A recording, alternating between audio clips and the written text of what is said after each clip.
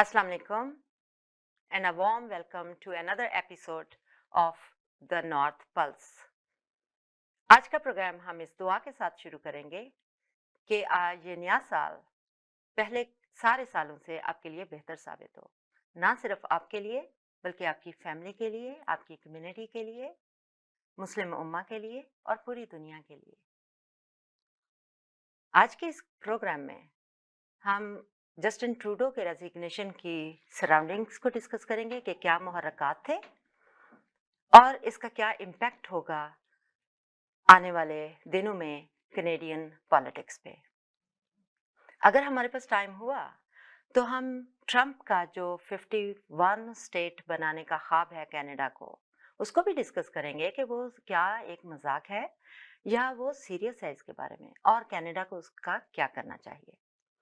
तो मेरे साथ स्टूडियोज में मौजूद हैं आज मिस्टर एंड्रयू फैमी and he is basically he is a member of, or he works at the Ontario Ministry of Citizenship and Multiculturalism, and he's also looking for a nomination on the Conservatives platform from Mississauga, Erin Mills area. On Skype, I will have Arshed Bhatti Sahab, who is a big supporter of Liberals, and he have been, voting for them. So we'll hear his viewpoint on the Liberals' current, apparent fall. So is it apparent or not? So let's get into the conversation.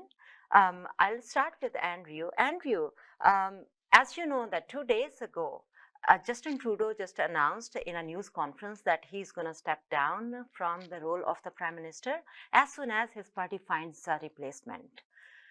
In the same conference, he also mentioned that he's a fighter. And I'm wondering now what happened that discouraged him from continuing his fight.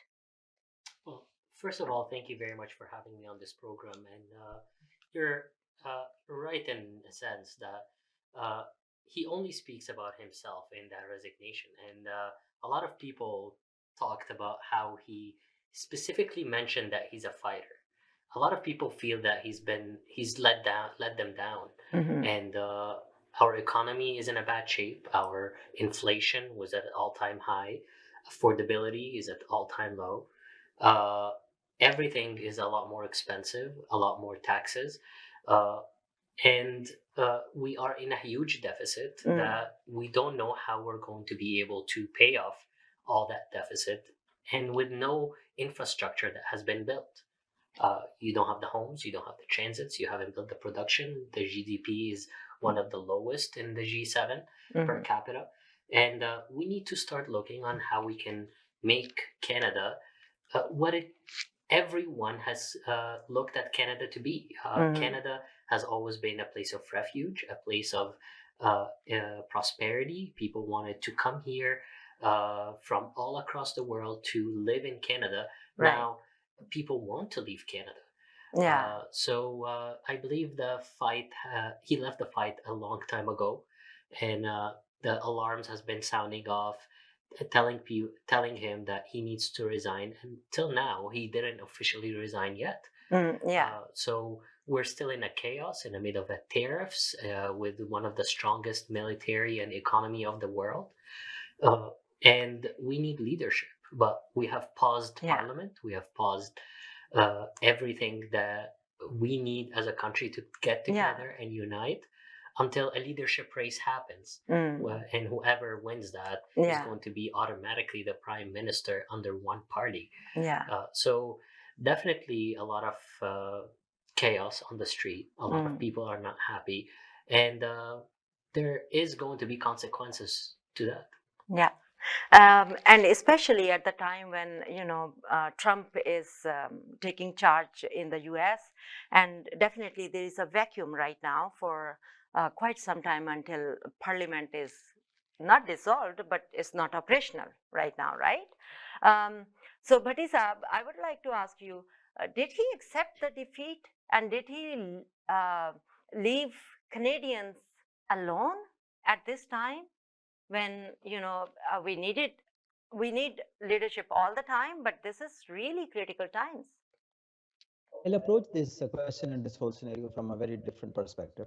And Mhm. one, I will start with joke because I indulge in humor. So Yeah. Justin Trudeau is a fighter, and in the last 3 years, he fought with almost everyone, and that's what has led to here. I mean, he fought more with his party and with his own colleagues than others. So I mean, and I'll use that humor to build my argument. Uh, if we go back 12 years when he actually was chosen the leader, and Mr. Stephen Harper had sort of, whitewashed the party in a way, and it was the third in seats. I think it was Michael Ignatieff at that time, and NDP was the second. So he built the party from a very sort of low point, and he had a couple of traits of leadership. He was very determined, he was fighter, and he wanted to basically, he had a great drive, and he had good slogans also. Now, when I mean, we see this, Justin Trudeau is not the first person who is facing this. जमहूरियत में यही होता है. We are not Russia or China that we keep having same leaders for 20 years. US is very wise that they set 2 terms after Mr. Truman. I think he was the one who had 3 terms. So basically, in Jamhuriyat, you are an economist, and because Annie is speaking English, so I'm tilting more in English, but I'll slip into Urdu also. Like, there is something called law of diminishing utilities. So even if it's your hero, if you keep seeing the same person for more than 6, 7 years, it's just like you don't find the same utility. So it happens with everyone. When Mr. Stephen Harper came, he was a very popular leader. And if you go into last 50, 60 years of history, this is how it happens. Like after 2, 3 terms, people just get bored. That is one point. So what is happening is not new. It was about to happen. Now, what the way it has happened is again slightly. It is because of the dynamics. It was a minority government. It was last 2, 3 years. It ran on the support of NDP, and it was sort of an alliance government. And in alliance government, it's a very different dynamic. When both parties are on the same page, it continues. Otherwise, it doesn't. My last point on this is that he did not. I mean, he is not as bad, or he hasn't done as bad as it appears now, because there are 2 things in leadership. We do 2 things. We see 2 things in democratic countries. One is that how popular that leader is, and that popularity translates into his getting into office, and then his staying popular depends on what type of policies and actions and results he delivers to the people. The second thing is like how experienced that person is. So let's not forget that he saw us through one Donald Trump term, and quite well. He negotiated NAFTA deal and all those things. And Donald Trump didn't like him because he had said something about Donald Trump earlier also. The second thing is he saw us through COVID. So whosoever had those 2 major dynamics, A is experienced, but B, because if you look at any G20 country or G7 country, all countries had inflation. And there is this research that whenever there's inflation, within 36 months, the government changes. So I'll stop here and I'll let Okay. you. So I'm So saying next like question in this Justin, sorry. context. So I'm saying that Justin Trudeau, if it was Mr. Pierre Poilievre or it was Stephen Harper too, this would have happened to anyone in these circumstances and in these dynamics. Okay. So next question is, he fought quite until the last minute. And remember, regarding Joe Biden, there was a concern that he left the party very late, and party suffered because he resigned or he stepped out of the race very late, and there was not enough time where the party could find another proper candidate, and they just, rushed things, and now they lost elections in the US. Don't you think that Justin Trudeau also decided very late, and the party will suffer from his late decision? I What do you don't. think, Andrew? Let Okay. me Well, listen to let's Andrew. look back at history. 28 weeks ago, we had the Toronto St. Paul's by election, and that was one of the strongest seats for the Liberals in Yeah. Toronto. That's heart of Toronto. and they've lost that. And everybody at that time thought that, oh, there's no way that's a clear message for Trudeau to resign. 28 weeks later, and he's still there. Yeah. So definitely there has been calls for him to step down, and it's not just because of inflation. And the inflation that we have here is purely made by Justin Trudeau. It's not made by anyone else. It's made by the overprinting, that we don't have enough production. It caused a lot of issues for Canadian economy, and not just that. The crime rates, the car and the vehicles that are being stolen, the gun violence that are taking over our streets, even here in Mississauga, where we see a lot of crime that we haven't seen that over the last 10 years. The crime rate is increasingly getting higher, and people cannot survive, and people resort to that crime. Drug overdose. We have companies and productions, and how many times over the last 12 months we've seen companies shutting down. Toys R Us is one of the latest to join, one of the multinational companies leaving Canada and leaving Ontario. We need to start looking on how we can bring jobs, bring companies to provide that economy to come back. It's not just inflation, and it's not just because of it's not a global or a worldwide thing that's happening. Inflation has touched a lot of the countries, not like Canada. We didn't have the economy to support it. Bhatti Saab, I'll ask the same question from you and add one more.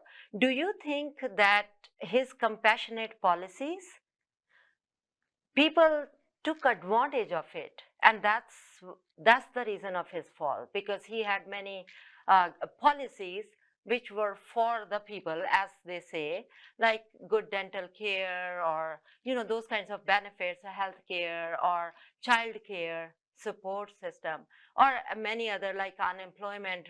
Even if you are unemployed during COVID-19, you were getting a lot of money. So it was like a lot of influx of money, maybe not truly understanding the economics of the country and making policies just thinking about people and just getting their support, in a way. So probably, do you think that his compassion and compassionate policies, fired back? Well, I don't think that's the case. I don't think in public policy and in a political party's agendas, slogans or compassion works the same way as it works between groups and individuals. Uh, Liberal Party has its policy, different type of policy. Conservative Party has its policy, which is quite known. So they follow their policy principles. Second thing is like this last 3 years term is an alliance government. So it's very different than the first term, the second term. And then he was the one who called earlier elections. He thought like, he will have a majority soon after COVID, and he didn't. His calculations were wrong. So then he was stuck up with like Bloc Québécois support or like NDP support. So that is the answer. Like no, these like dental care and most of these pro-people policies are negotiated by the NDP alliance, and it was not just be if he were in a majority government, then he may not have done all these things. We know that. Now, going back to the your first part of question, where our friend gave a very good answer, uh, and I think again I will say that Justin Trudeau was led the Liberals from a third position to majority government. The second term, he had lesser seats. And then in the third, he had even less seats. Now, even if this whole scandal had not happened, Mr. Pierre Poilievre, when he was elected, he is leading in the polls. So whenever the elections happen or would have happened 2 years back, Liberal government would end and the Conservative government will come. And let's also accept that fact. Like whosoever is elected, whether Mike Carney or Christy Clark or whosoever, it's not that uh, conservatives will not come. So if our friend wins this nomination, I can congratulate him right now that he will be the next MP. Because they have people's support. So yeah. So in basically, democracy, it's the people who choose. So for the last 2-3 years, consistently people are speaking. People are just we just people want change, and then his last 10 years record is there. And now that record is actually in juxtaposition to whatever Mr. Pierre Poilievre is saying. And I'm not, okay, two things. I'm not here to defend liberals. Yeah, I'm yeah. just here as an analyst Yeah, for and sure. as a supporter. Like I will vote liberal or maybe Yeah. NDP. It Okay. depends like what So type we'll of continue our conversation, but yeah, I'm sorry to yeah. interrupt you because we have a red light, which means we have to go for a break, and we are going to meet soon. Thank you, and stay tuned. HK Movers. Home, offices, apartments and delivery. Big or small, we move it all. HK Movers. Local and long distance. We also ship cars, Kalar transport and moving services. For service with a smile, give us a call. Call Mr. Harminder 416-524-6704. 416-524-6704 पे. Visit 140 Advance Boulevard, Unit number 10, Brampton. Long distance moving specialist. HK Movers. HK Movers. Canada में बढ़ती हुई महंगाई, जराइम में बेहद इजाफा, घरों की आसमान को छूती कीमतें, स्कूल में छोटे बच्चों की फौहश सेक्स एजुकेशन। ऐसा क्यों? कौन जिम्मेदार? लिबरल पार्टी, कंजर्वेटिव पार्टी या दोनों? इन जैसे मसाइल के हल के लिए 2020 में मारूफ न्यूरोलॉजिस्ट डॉक्टर राणा ने सेंट्रस पार्टी की बुनियाद रखी। सेंट्रस पार्टी हम सबकी आवाज है। आप भी सेंट्रस पार्टी में शामिल होकर हमारा साथ दें। मजीद तफसीलात के लिए centruscanada.ca विजिट करें।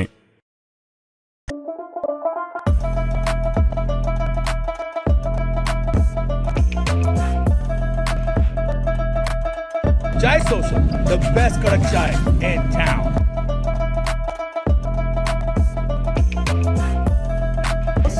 Aromatic, delicious, and Zabardast, bahut ala chai, ala churro chai. Chai. it's creamy. Flavour भी बहुत अच्छा था, कंसिस्टेंसी भी अच्छी थी और थिक कोई कड़क जैसी। Thank you. She says, and double that. I come here. My husband comes here every day. Oh, thank you. Very refreshing. I love it. चाय आपकी बहुत जबरदस्त, बिल्कुल घर वाली चाय, कड़क चाय का मजा लेता हूँ, घर वाली चाय।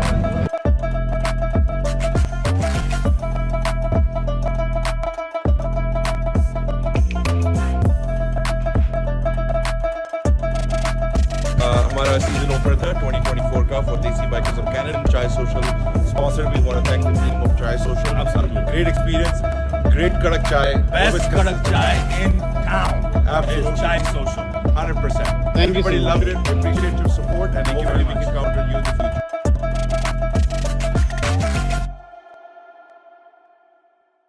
अगर आपको दुबई या मिडल ईस्ट नुमा जेवरात की तलाश है तो आपको दूर जाने की बिल्कुल जरूरत नहीं। आज ही हमारे मिसिसागा रिजवे स्टोर तशरीफ लाइए। अल करम ज्वेलर्स। हमारे पास सोने के बेहतरीन कंगन, कड़े, झुमके, हार और सोने के सेट्स भी दस्तयाब हैं। शादी हो या मेहंदी या कोई भी फंक्शन, आपकी पसंद के तमाम जेवरात आपको हमारे स्टोर में मौजूद मिलेंगे। आज ही हमारे स्टोर पर तशरीफ लाइए। अल करम jewellers, 3465 platinum drive, unit 99, Mississauga. या फिर कॉल करें 905-828-0009। अल करम ज्वेलर्स, फरमाइश आपकी, गारंटी हमारी। Welcome back. So next question in this series of questions related to the current political scenario in Canada comes to mind is that yes, liberals are not doing well. Everybody knows that because they are internally fighting. When you are internally fighting, how could you fight outside, right? So that's clear. Now, who is going to take advantage of this situation? Is it the NDP, which is going to take all the votes of liberals? Whether Bhatti Saab is going to give vote to the NDP in this situation, or conservatives are going to get a free ride and they are going to win the elections with a large percentage. But what do you see?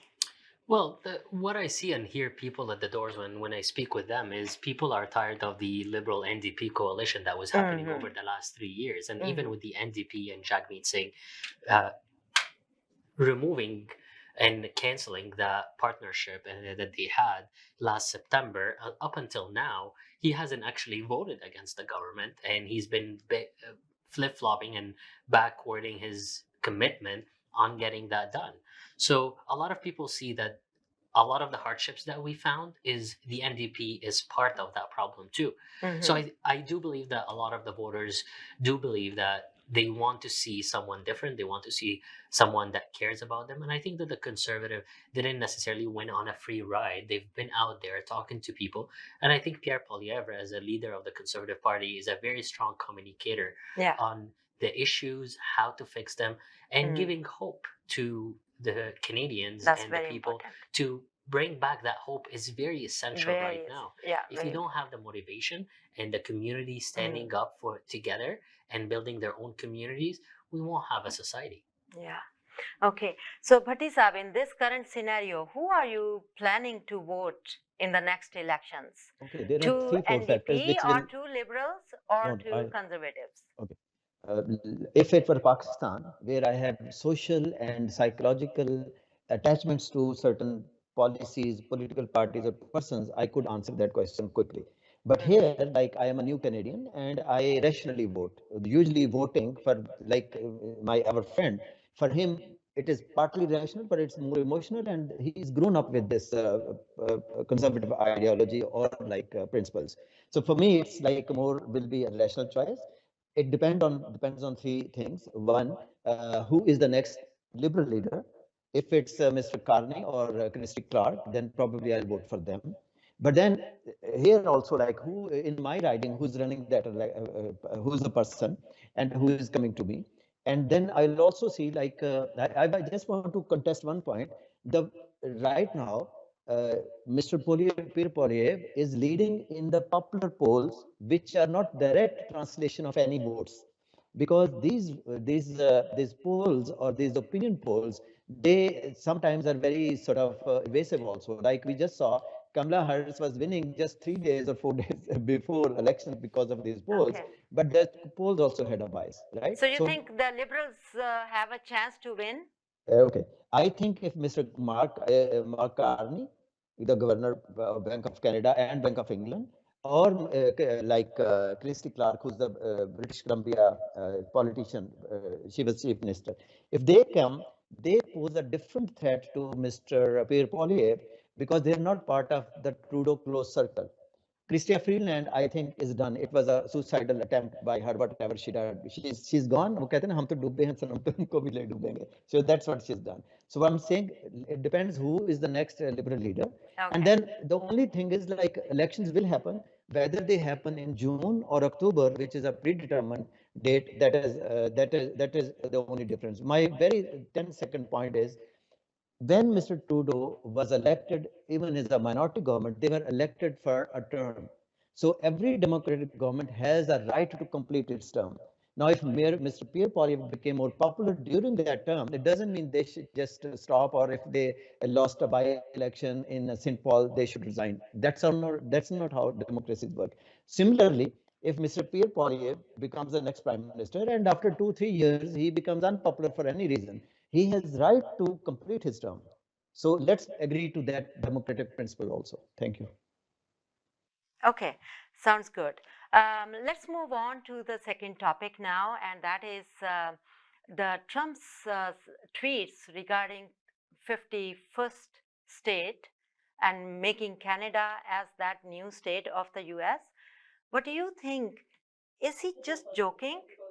My question is that, as we all know, that Trump is tweeting and tweeting consistently and responding to our prime minister or everyone's tweets as well. He's responding to those tweets too. So my question is he serious? Is he really picking up a fight with Canada, or he's just joking and bluffing? Okay, I think three very quick points, and thank you very much for giving me first turn. One, like this 51st state joke is very historical and old. In 1950s, there was there was this joke that Israel was the 51st state. Then Kingdom of Saudi Arabia has been touted as 51st state. Then Pakistan during the Afghan Jihad was touted as the 51st state. So this joke is not original. It's not first time. It has been going in the rounds. The second is Mr. Trump has a template. He will say things which are provocative, which are sensational, because then that gets him media attention and keeps him in the news and keeps him the most covered person. So this is his template. The third is it is just a joke.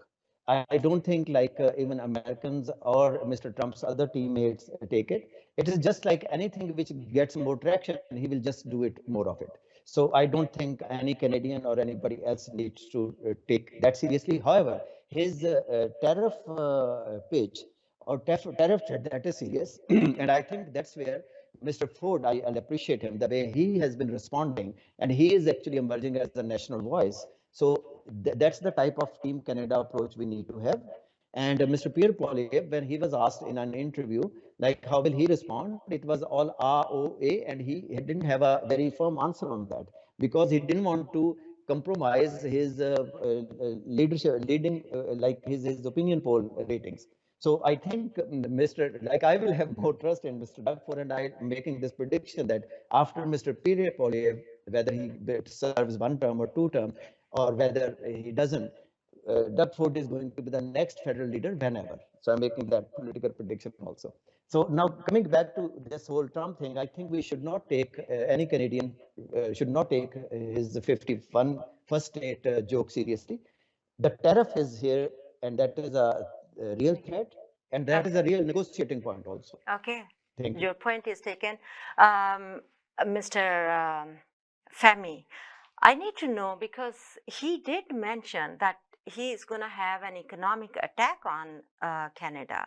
Like there was a question in one of the press conferences, and he talked about the 51st state, you know, with respect to Canada in that very serious conference. And when further asked that, are you going to militarily attack Canada to get it?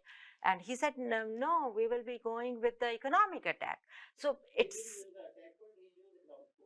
yeah, force or attack. Yeah, exactly. Okay. So the point is, do you think he's getting serious, or people should be taking it seriously and responding to it accordingly, or just ignoring could be a strategy? Because if it is a joke, then you just ignore it, and his ego will not be fed and he will move on. I don't think it's a joke. I don't think it's something to be played with. Canada's sovereignty should come first. Canada should come first in a negotiation like that. And Right. I am very disappointed at the Prime Minister Justin Trudeau that it took him that long to actually publicly address this. Laughing about it at the Merlog and in Florida, and just having think that it is a joke when someone is calling you as part of your state is not something to be taken lightly. It's not something patriotic. It's not standing up for Canada and for Canadians. And I do believe that he didn't do well with Trump in the first administration, and the NAFTA negotiation that happened. Canada did not win in that negotiation. Yeah. We have one of the highest prices when it comes to poultry and eggs and dairy and meat compared to the States. Our dollar is going down. 10 years ago, our Canadian dollar was almost 1-on-1 to the US dollar. Yeah. And after 10 years, we look at our Canadian dollar and it's almost half as the US dollar. We're approaching that very fast. So it's not something that we should take lightly. It's something that we've left our own home for disarray.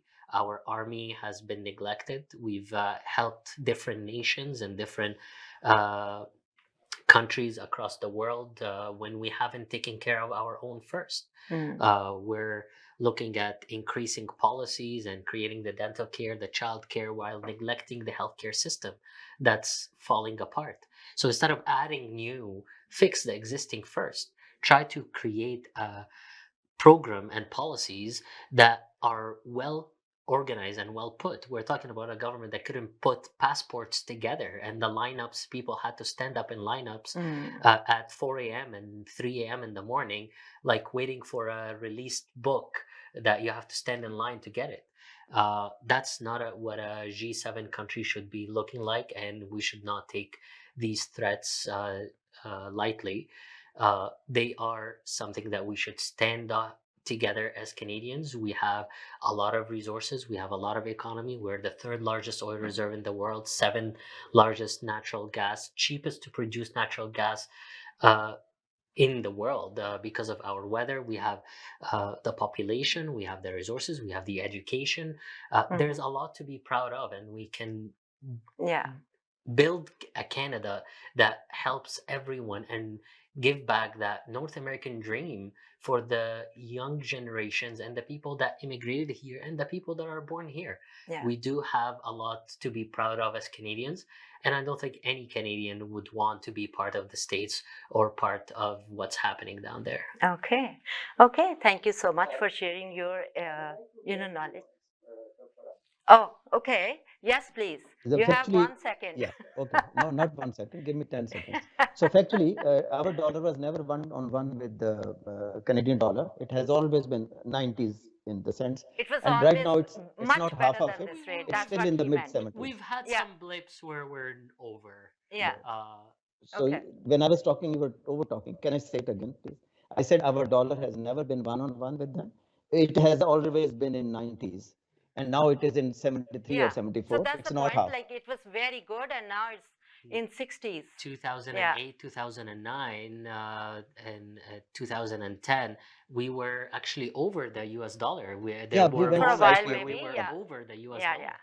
But calling it right now half is not fair. The point is not like what was the rate, it's more so that our economy was doing much better and it was very competitive before. No, but I Now would like to it's- assert that lower currency rate sometimes is a strategic move when you are an export country, because then Okay. you have an advantage in that also. Bhatti Saab, you will come to another show and I will be asking you more questions and I will ask you to talk about economics as well. So, so I'll give you another chance. For now, I think it's time to leave, and thank you so much for joining us. It was a wonderful conversation. Good luck that he gets nomination, and I will Thank come bring some Indian sweet for you when you win. Okay. I'm looking forward to it, my friend. Yeah, wonderful. Okay, would you like to say any last words? Well, because you are in the studio, so why not? So my message for the people is you have a chance today as Canadians to turn Canada to become the hope that we all wanted it to be. Each one of us has a responsibility. Each one of us has the democratic right to choose who they're going to be voting for. Right now, the Conservative Party has opened the nomination in Mississauga Air Mills. And I'm asking all the Mississauga Air Mills residents that please go do your Conservative membership at conservative.ca, and so you'll be able to participate on choosing who's going to be the candidate for the Conservative Party in the riding of Mississauga Air Mills. If you have any questions, you may feel free to reach out to me at info@andrewfahmy.ca. And I appreciate you having me here today. Okay, wonderful. Thank you. Yes, number one, for him, even if you don't want to vote for Conservatives, you can still vote for him to be nominated as a Conservative candidate. This is number one, right? Yes. So please do that. And number two is that I personally think that whatever is happening in the Canadian politics, every politician will learn a lesson from it, like how to serve the community in the best manner and thinking long term, not short term, because some policies look very good in the short term, but they have drastic impacts in the long run. I think that's what we are seeing with the liberals policies. So therefore, I think politicians have leverage over here with respect to time to think about what are those policies which will serve the Canadian people in the long run. So with this note, thank you so much for joining us and see you next week.